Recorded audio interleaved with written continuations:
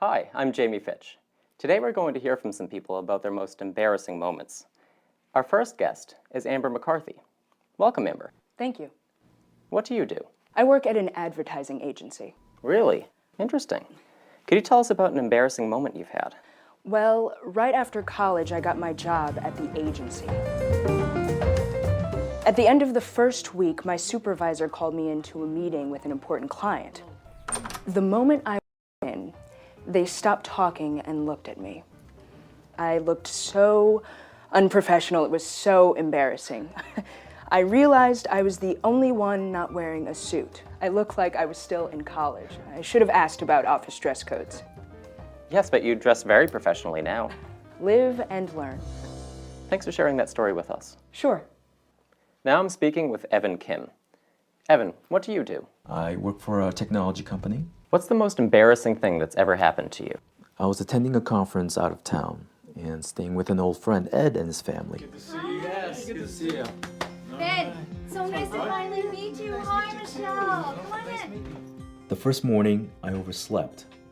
I was rushing to leave the house.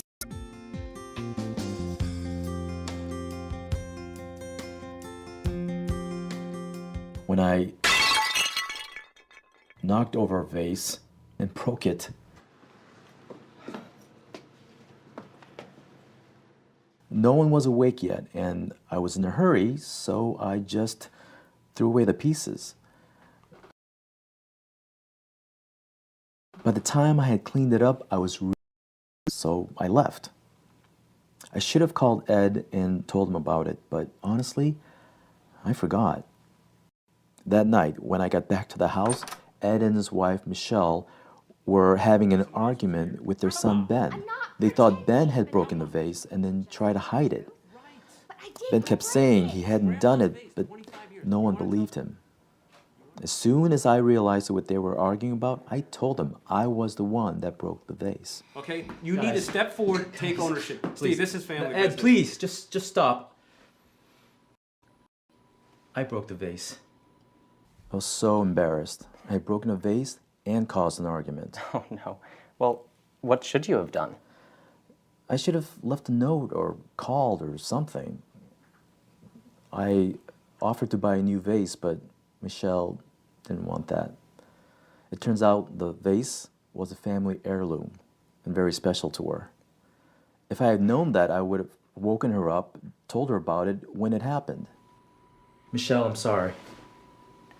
Ben, I'm sorry. She forgave me, but her son still won't talk to me. Oh, he will eventually. I hope so. Maybe I should have bought him something to apologize. Thanks for the story, Evan. And now let's talk with Alexis Reynolds. Welcome. Thank you. What do you do, Alexis? I'm a student, and I also work part-time at a theater. What's your most embarrassing moment? I was taking tickets at the theater. There were all these really famous actors. Everybody was there. It was a very important performance. One of the reasons that I work at the theater is so I can see the plays for free. So after I'm finished taking tickets, I can go sit in the back and watch the play. And so I was sitting there, and I was totally into it, and the audience was just spellbound. And right at the most dramatic moment of the play, my cell phone rang. Oh my God. Just, it gets so worse.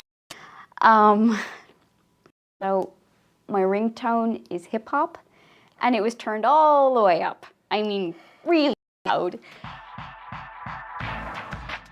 And of course, I couldn't find my phone in my bag.